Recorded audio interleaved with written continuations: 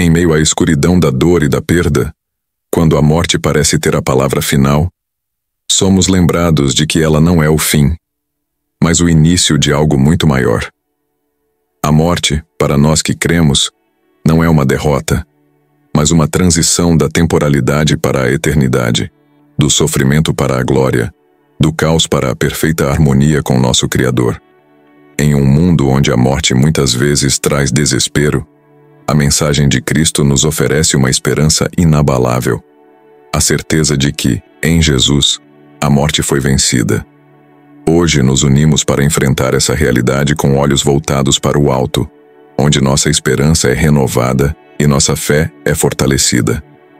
Vamos, juntos à luz da Palavra de Deus, mergulhar em uma reflexão sobre o mistério da morte e a promessa de vida eterna que nos foi garantida pela cruz. Hoje nos reunimos em espírito para refletir sobre uma tragédia que abalou nossos corações. A queda do avião em São Paulo ceifou a vida de 62 almas preciosas.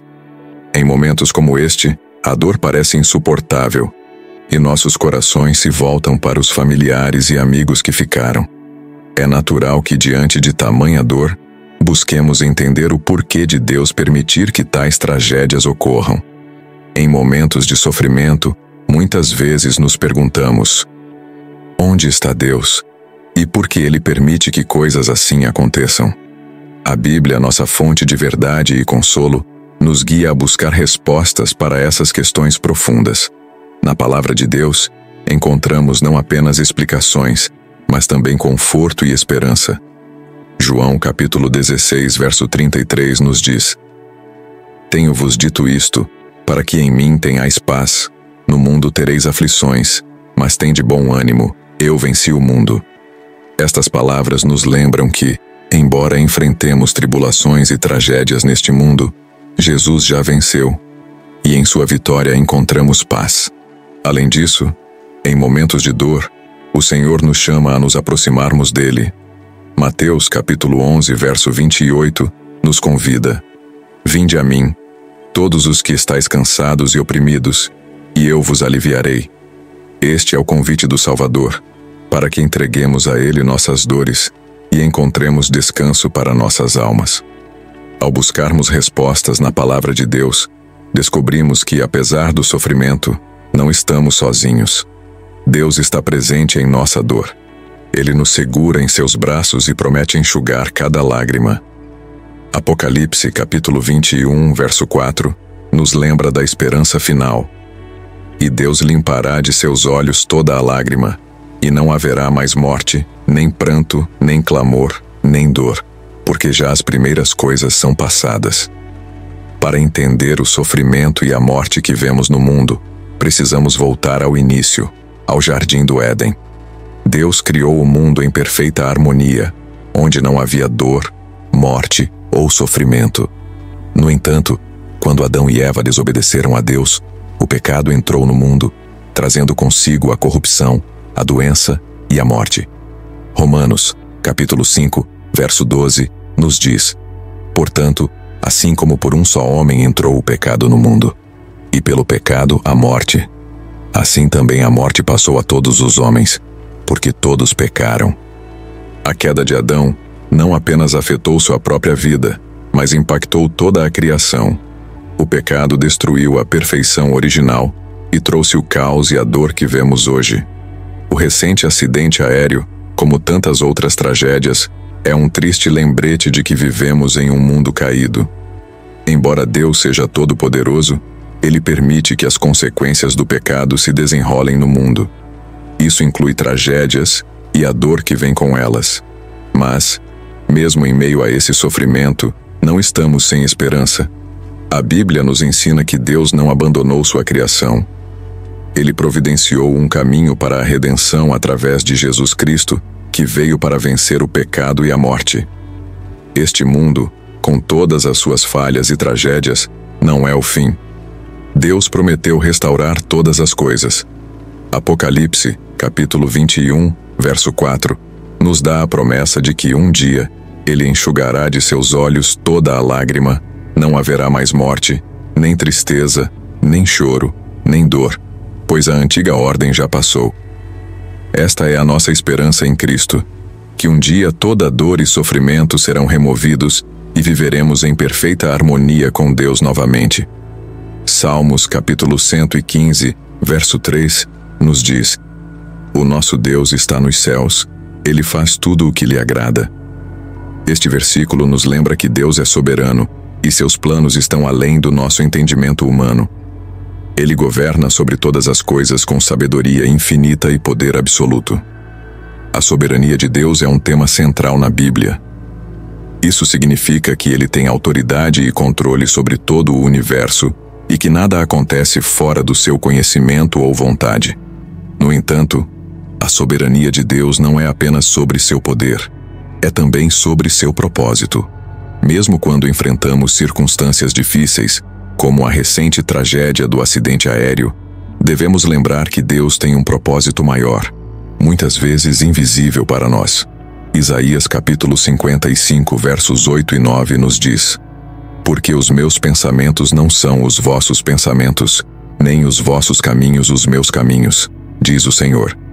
Porque assim como os céus são mais altos do que a terra, assim são os meus caminhos mais altos do que os vossos caminhos, e os meus pensamentos mais altos do que os vossos pensamentos.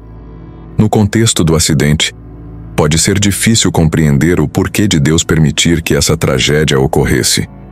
Porém, como cristãos, somos chamados a confiar na soberania de Deus, mesmo quando não entendemos. Sabemos que Ele está no controle e que todas as coisas cooperam para o bem daqueles que o amam.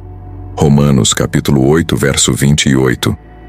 Nada foge ao seu plano soberano, e podemos ter a certeza de que, mesmo em meio à dor e ao sofrimento, Deus está trabalhando para o nosso bem e para a sua glória.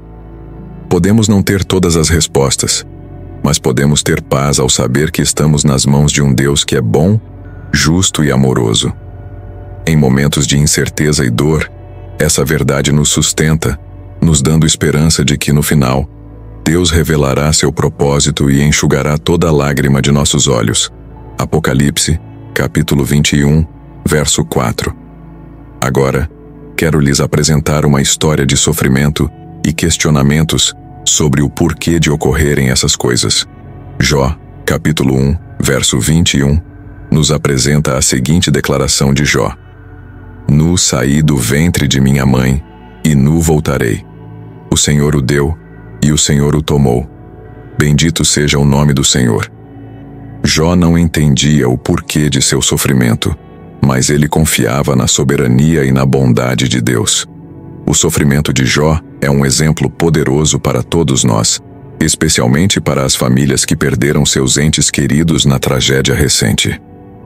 Como Jó, muitas vezes não conseguimos entender o porquê das provações e dores que enfrentamos. As perguntas permanecem sem respostas, e o sofrimento pode parecer insuportável. Mas, assim como Jó, somos chamados a confiar em Deus, mesmo quando o sofrimento é profundo e as respostas são poucas. É importante lembrar que o sofrimento de Jó não foi em vão. No final, Deus restaurou a vida de Jó, dando-lhe o dobro do que ele havia perdido. Mas o mais importante é que Jó saiu dessa experiência com uma fé ainda mais profunda e uma compreensão maior de quem Deus é. Deus nunca prometeu que não enfrentaríamos sofrimento, mas Ele prometeu estar conosco em meio a ele.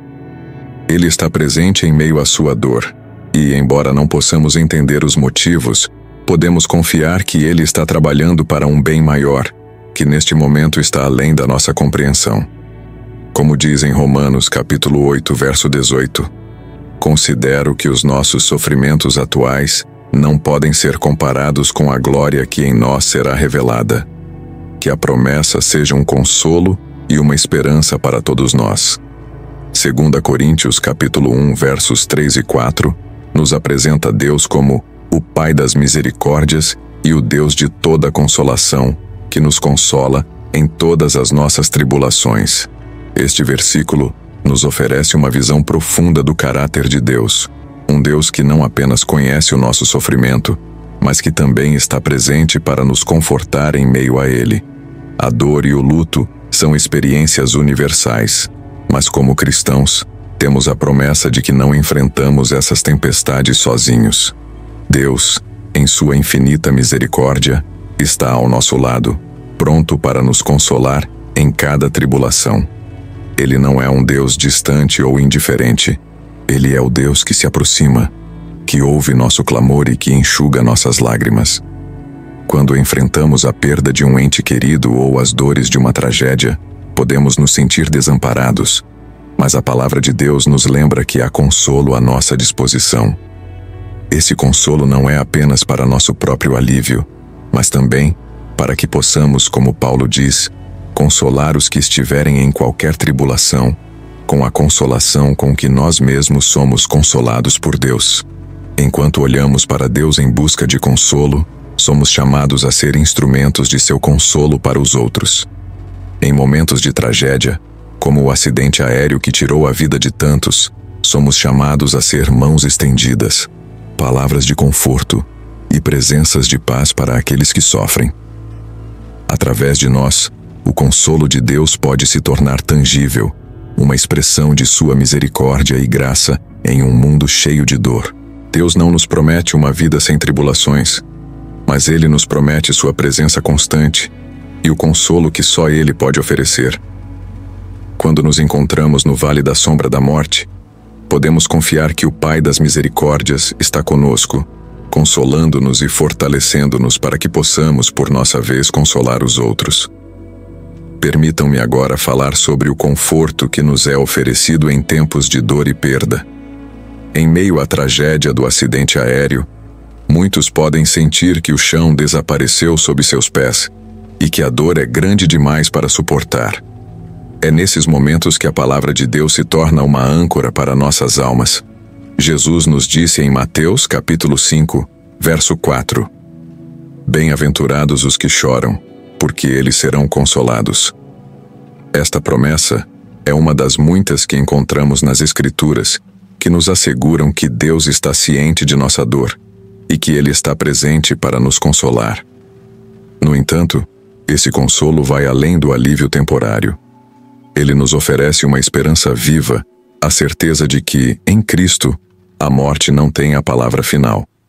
O apóstolo Paulo, escrevendo aos Tessalonicenses, nos lembra desta esperança. Não queremos, porém, irmãos, que sejais ignorantes acerca dos que já dormem, para que não vos entristeçais como os demais, que não têm esperança. 1 Tessalonicenses, capítulo 4, verso 13.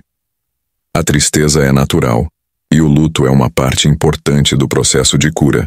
Mas para nós que cremos, nossa tristeza é temperada com a esperança da ressurreição, a certeza de que um dia nos reuniremos com nossos entes queridos na presença de nosso Senhor. Concluo estas palavras com um convite à oração. Vamos entregar nossas dores, nossas perguntas e nossas incertezas ao Senhor, confiando que Ele é fiel para nos consolar, nos guiar e nos sustentar em tempos de dificuldade. Que possamos, mesmo em meio ao luto, encontrar paz em Sua presença e que essa paz possa ser um farol de esperança para todos nós. Amém.